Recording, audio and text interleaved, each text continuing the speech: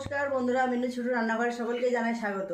আজ আমি কিভাবে খুব কম সময়ে কম খরচে সুন্দর একটা মিষ্টি রেসিপি বানানো যায় সেটাই আপনাদের সাথে শেয়ার করব। চলুন দেখে নিই আমি কি মিষ্টি বানাবো। এই দেখুন, এই যে নিয়েছি ময়দা, কিছুটা পরিমাণ ময়দা। এই ময়দার মধ্যে অল্প একটু নুন দিয়ে ময়দাটাকে সুন্দর করে মেখে নেব। এর সাথে আর অন্য কোনো কিছু দেব না। ছোট বড় সবাইয়েরই বেশ পছন্দ হয় এই রেসিপিটা, খেতে বেশ ভালো লাগে। আপনি রুটি পরোটা লুচি যাই দিয়ে খান সবাইরই খুব পছন্দ হবে। অল্প একটু জল দিয়ে সুন্দর করে ময়দাটাকে মেখে নেব। খুব কম সময়ে এই রেসিপিটা তৈরি হয়ে যাবে। ঘরে যখন কোনো মিষ্টি থাকবে না, যখন হঠাৎ করে ঘরে কোনো মিষ্টি খেতে ইচ্ছা করবে, তখন এইভাবে আপনারা বানিয়ে খেতে পারবেন। খেতেও ভালো লাগে, দেখতেও ভালো লাগে, সবাইয়েরই বেশ পছন্দ হয় এই মিষ্টিটা। ময়দাটা মাখা হয়ে গেছে। আজ আমি বানাবো চুষি পিঠে। বাড়িতে যে আমরা সিমই বানাই, সিমই তো সবসময় কিনে এনেই বানিয়ে খাওয়া হয়, তো একবার এইভাবে বাড়িতেও বানিয়ে আপনারা করে দেখতে পারেন।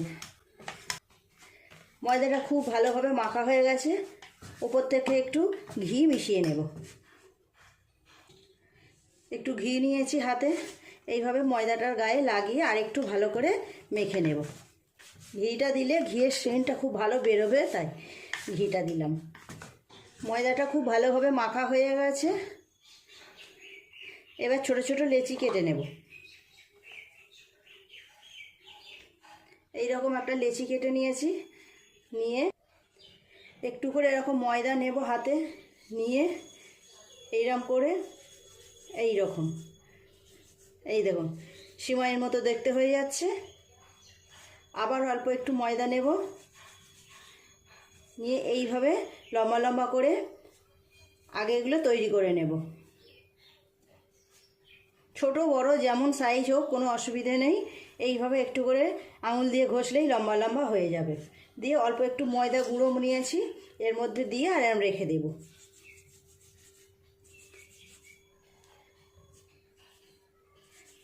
সব ময়দাটা থেকে এইরকমভাবে সরু সরু সিমাইয়ের মতো তৈরি করে নেব।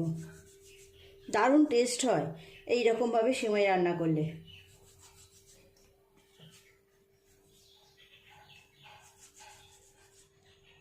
সিমাই রান্না করতেও তো বেশি সময় লাগে না, এইটা এভাবে বানাতেই যেটুকু সময় লাগে। সব ময়দাটা থেকে আমি এইভাবে সিমাই তৈরি করে নেব। বেশ কিছুটা হয়ে গেছে এইভাবে করা। এই কাজটা আপনাদের একটু ধৈর্য ধরে করতে হবে। সিমাই রান্না করতে এমনি বেশিক্ষণ সময় লাগবে না, কিন্তু এইভাবে সিমাইটাকে বানিয়ে নিতেই সময় লাগবে। এইভাবে হাতেতে ময়দা একটু নিয়ে জাস্ট এইভাবে ঘষলেই হয়ে যাবে। দরকার হলে হাতে একটুখানি শুকনো ময়দাও আপনারা এইভাবে বুলিয়ে নিতে পারেন। খুব সময় লাগে না, তাড়াতাড়ি হয়ে যাচ্ছে। জাস্ট একটু করে এইরকমভাবে নিয়ে একটু ঘষে নিলেই তৈরি হয়ে যাবে। পুরো থালাটা দেখবেন পুরো ভর্তি হয়ে যাবে এতটা হওয়ার পরে। বাকি ময়দাটা থেকেও আমি এইভাবেই সবটা বানিয়ে নেব। অনেকটা হয়ে গেছে আর অল্প একটু বাকি আছে। এই দেখুন, বললাম এক থালা হবে, অনেকটা হয়ে গেছে। আমি তো ময়দা দিয়ে করলাম, আপনারা চাইলে চালের গুঁড়ো দিয়েও করতে পারেন। একইভাবে এইরকমভাবে করতে হবে। এই একইভাবে করতে হবে, শুধু ময়দার জায়গায় চালের গুঁড়ো নেওয়া যাবে। এইটুকুনি বাকি আছে, করে নিলে হয়ে যাবে। নিয়ে আমি এই থালাটা 10 মিনিটের জন্য একটু রোদে দিয়ে আসব। 10 মিনিট পরে তারপর এই সিমইটাকে বানিয়ে নেব। সবগুলো হয়ে গেল। থালাটা আমি একটু রোদে দিয়ে আসবো 10 মিনিটের জন্য। থালাটা 10 মিনিটের জন্য রোদে বসিয়ে দিয়ে এলাম। এই সময় আমি দুধটা কেটে জাল দিতে বসিয়ে দেবো। নিয়েছি 1 প্যাকেট দুধ।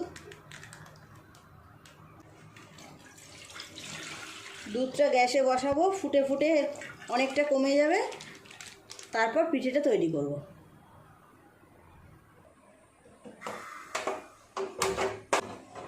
অল্প একটু জল দিয়ে দেব, অল্প একটু জল দিয়ে দেব, খুব বেশি না, অল্পই দেব। ফুটে ফুটে দুধটা বেশ কিছুটা কমবে।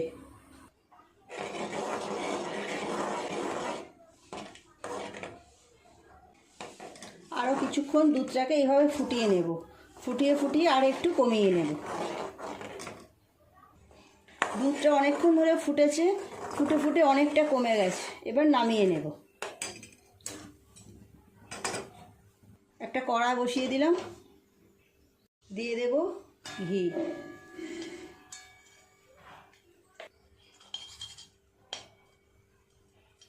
কিছু কাজু বাদাম আর কিশমিশ ভাজা করে নেব। এই রকম চুচি পিঠেতে কাজু বাদাম কিশমিশ দিলে খুব ভালো লাগে খেতে। সিমাইয়ে যেমন আমরা দিই এই রকম একটু লাল হয়ে গেলেই তুলে নেব। হয়ে গেছে লাল লাল করে ভাজা, তুলে নেব। দিয়ে দেবো একটা এলাচ আর একটা তেজপাতা।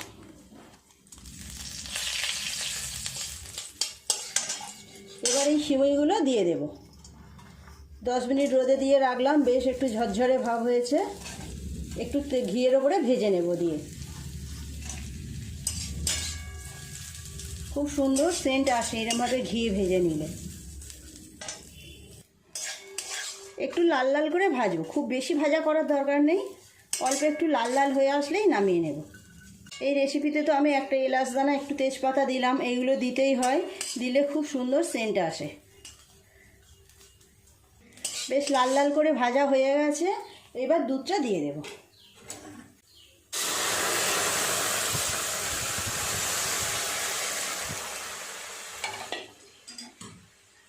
দুধটা দিয়ে মিনিট 5 সময় নিয়ে ফুটিয়ে নিলেই তৈরি হয়ে যাবে।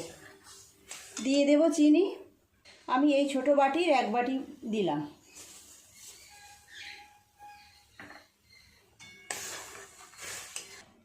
খুব সুন্দর টকবক করে ফুটছে, দিয়ে দেব ভেজে রাখা কাজু আর কিশমিশ।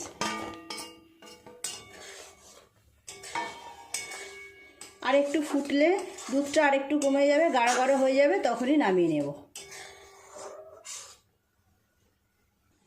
কেমন ফুটছে দেখুন। আর একটু ফোটালে পিঠেগুলো খুব সুন্দর নরম হয়ে যাবে সিদ্ধ হয়ে।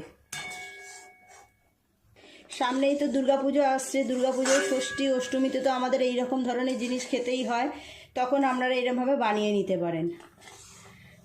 আমি তো ময়দা দিয়ে বানিয়েছি, আপনারা চালের গুঁড়ো দিয়েও বানাতে পারে, সে তো বললাম, কিন্তু চালের গুঁড়ো দিয়ে বানালে কি হয়, সব দিন খাওয়া যায় না। এইভাবে ময়দা দিয়ে বানালে যে কোনো দিন যে কোনো পুজোতে আপনারা খেতে পারবেন। আর একটু ফুটে গেলেই হয়ে যাবে। কেমন সুন্দর রং এসেছে দেখুন, খুব সুন্দর গন্ধ বেরোচ্ছে, দুধ ঘি একসাথে হয়েছে, দারুণ সুন্দর গন্ধ বেরোচ্ছে। এবার নামিয়ে নেব। এইরকম পাতলা রাখবো, ঠান্ডা হলে এটা আরেকটু ঘন হয়ে যাবে। দুধটা কমে কমে একদম ক্ষীরের মতো হয়ে গেছে। অন্য একটা জায়গায় ঢেলে নিয়ে আপনাদের দেখাবো।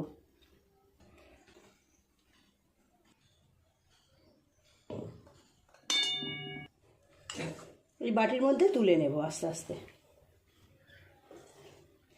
লুচি পরোটা রুটি যে কোনো কিছুর সাথে খুব ভালো লাগবে। ষষ্ঠী অষ্টমীর দিনে এরকম, উপোসের দিন এইরকম বানিয়ে দেখবেন, যে খাবে সেই খুশি হবে।